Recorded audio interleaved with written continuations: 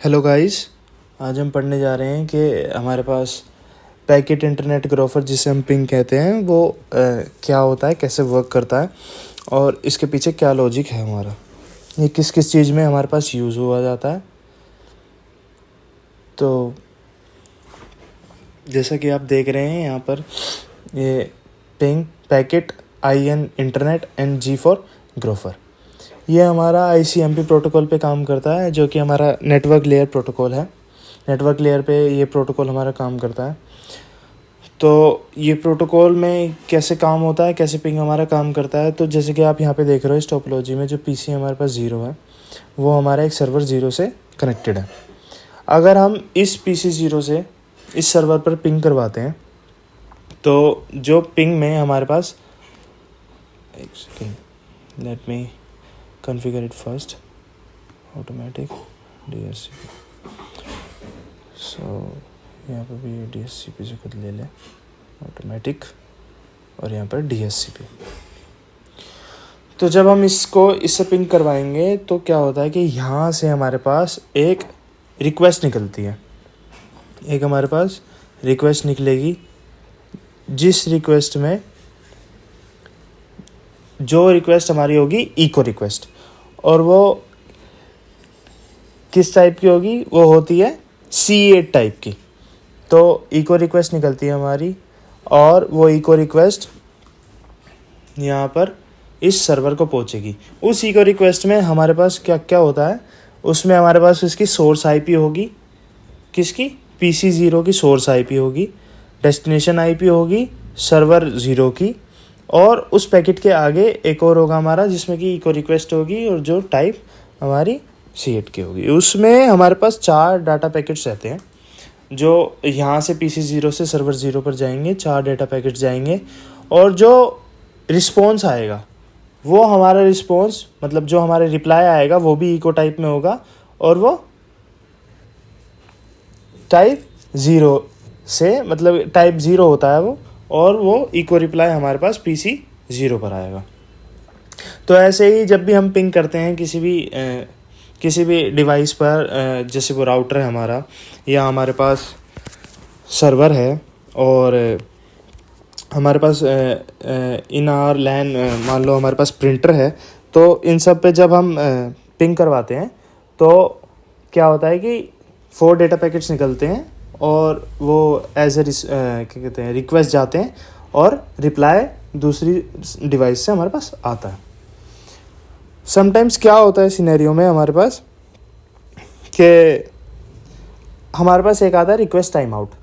जब हम पिंग करते हैं तो हमारे पास आता है एक रिक्वेस्ट टाइम आउट, जिसमें कि जब अगर हम रिक्वेस्ट टाइम आउट का क्या मतलब होता है कि सर्वर तक हमारे डाटा पैकेट्स नहीं पहुंच पा रहे हैं।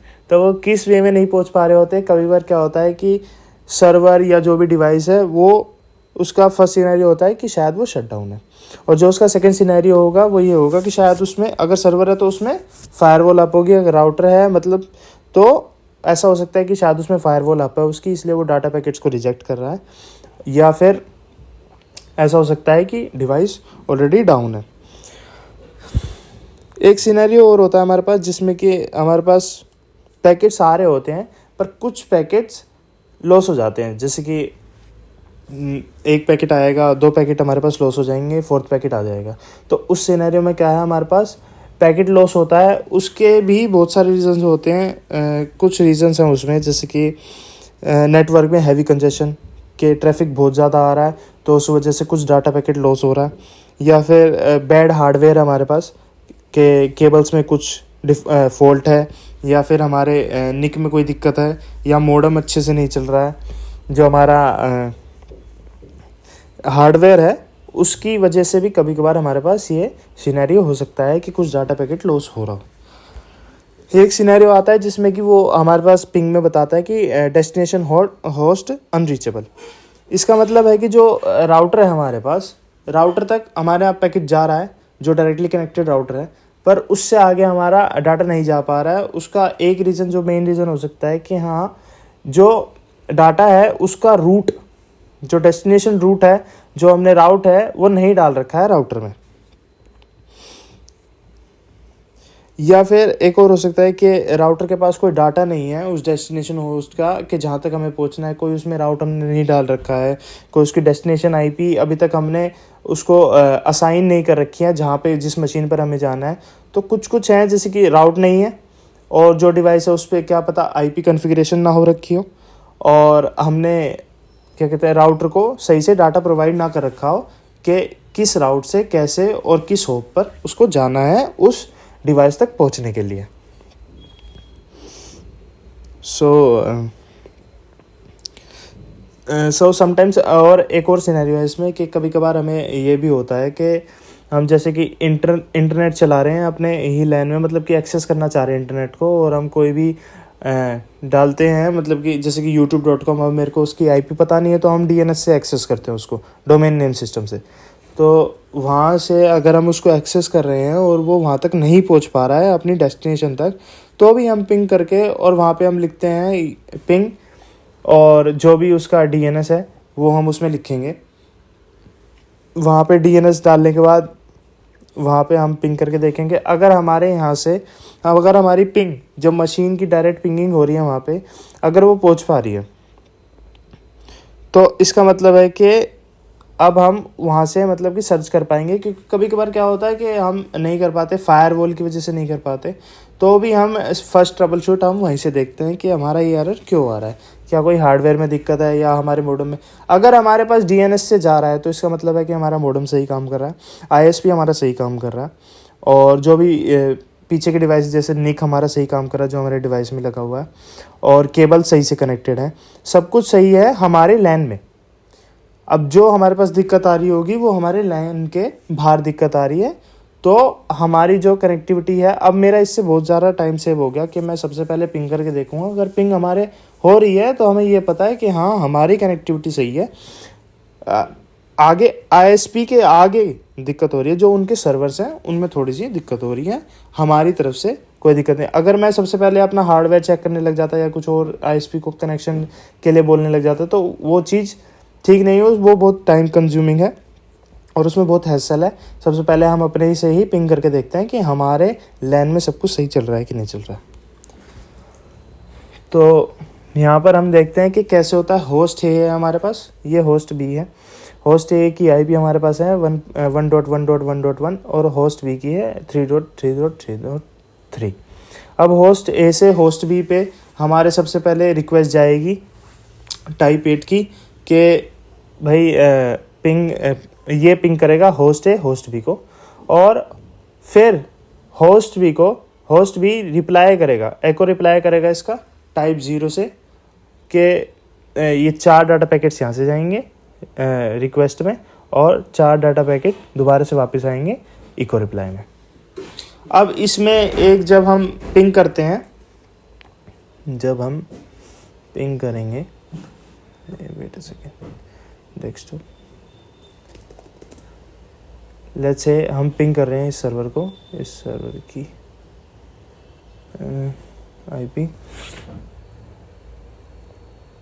है 169.254.56.119 169.254.156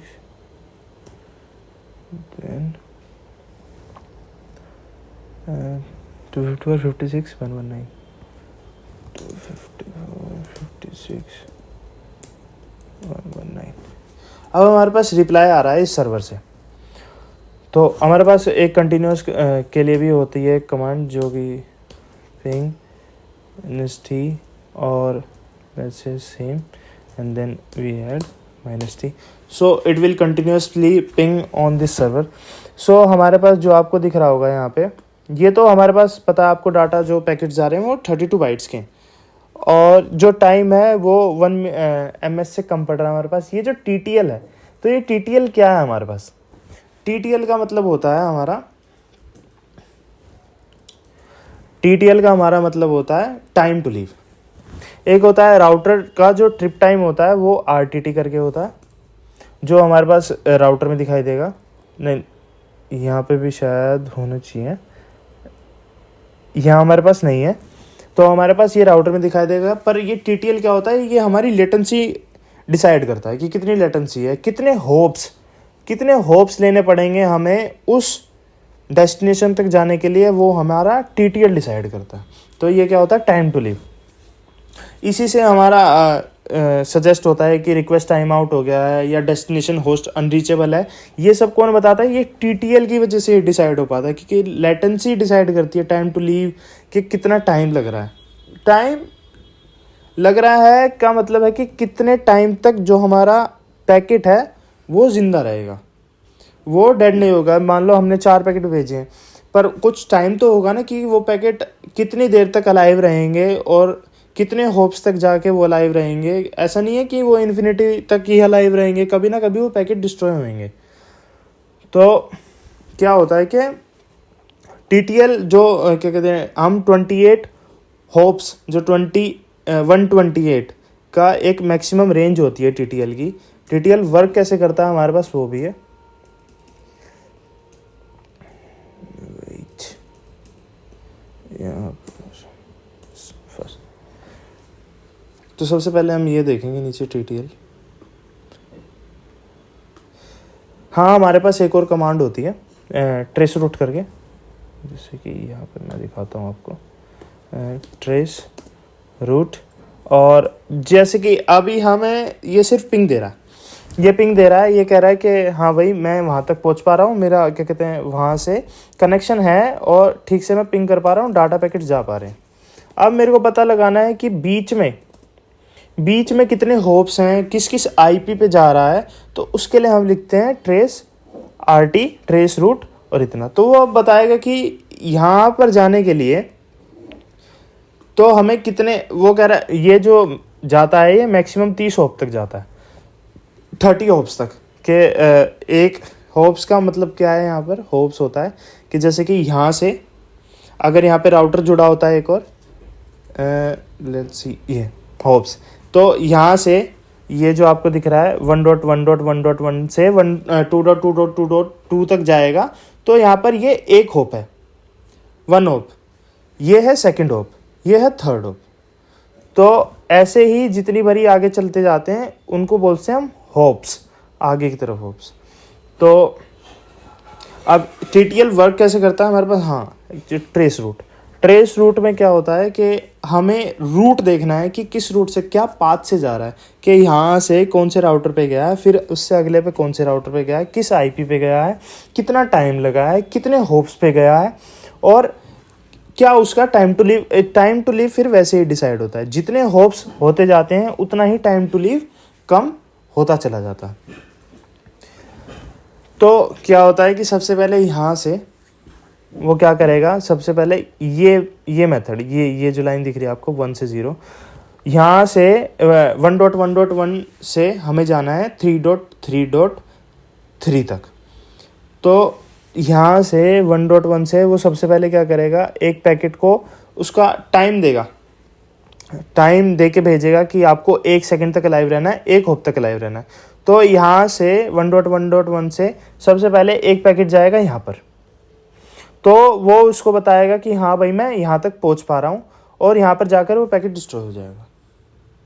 उसके बाद वो एक और पैकेट भेजेगा 2 के टाइम लिव के साथ, 2 के साथ भेजेगा। यहाँ से यहाँ पे जाएगा 1, यहाँ पे जाएगा 0। इसको पता लग जाएगा कि हाँ 0 तक पहुँच गया है, और 0 पर जाकर हमारा डाटा पैकेट ख़त्म हो गया।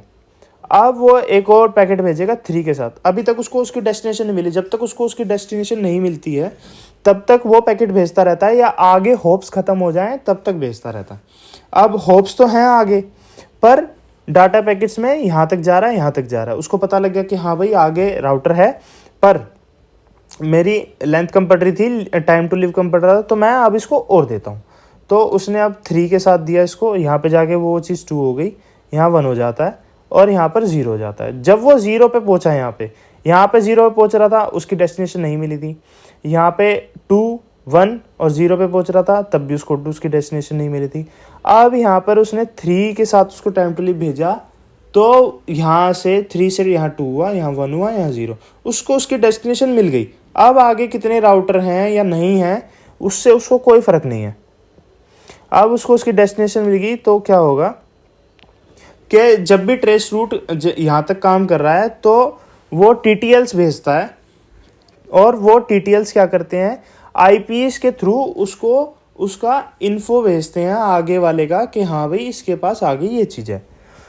तो जब उसने फर्स्ट भेजा था तो उसको डेस्टिनेशन कहाँ की मिली थी, 2.2.2.2 की, और जब उसने ये सेकंड वाला भेजा तो उसको डेस्टिनेशन मिली 4.4.4 की, और उसने फिर 3 वाला भेजा तो उसको डेस्टिनेशन मिली 3.3.3 की।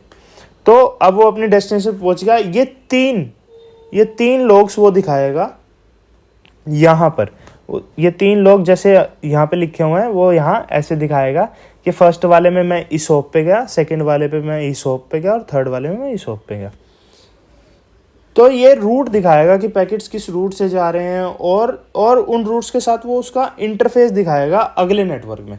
मतलब कि मीन्स क्या है इसका, कि वो उसकी IPs दिखाएगा कि किस इंटरफेस की IP पे मैं पहुंच रहा हूँ, किस इंटरफेस की IP दिखाएगा। वो ऐसे नहीं दिखाएगा कि मैं इस राउटर पे जा रहा हूँ, या वो कुछ और नाम से नहीं दिखाएगा जो उसका यूज़र नेम है या जो भी है। वो इंटरफेसिस पे जो सी IPs हैं वो उसके थ्रू इंफॉर्मेशन देगा कि मैं यहाँ से इस पाथ से यहाँ पर गया हूँ और फिर वहाँ से वहाँ पर गया। सो ये आपका पिंग है, ऐसे पिंग हमारा काम करता है।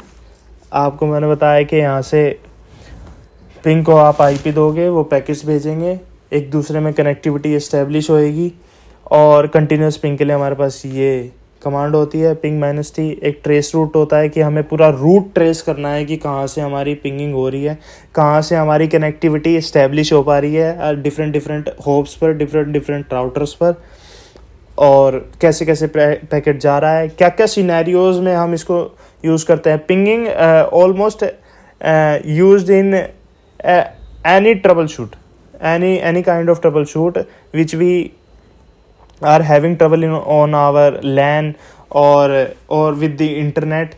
We can use it with everything. This is the first troubleshoot command we have to use in most of the scenarios. So that's all for the ping. Thank you so much, guys.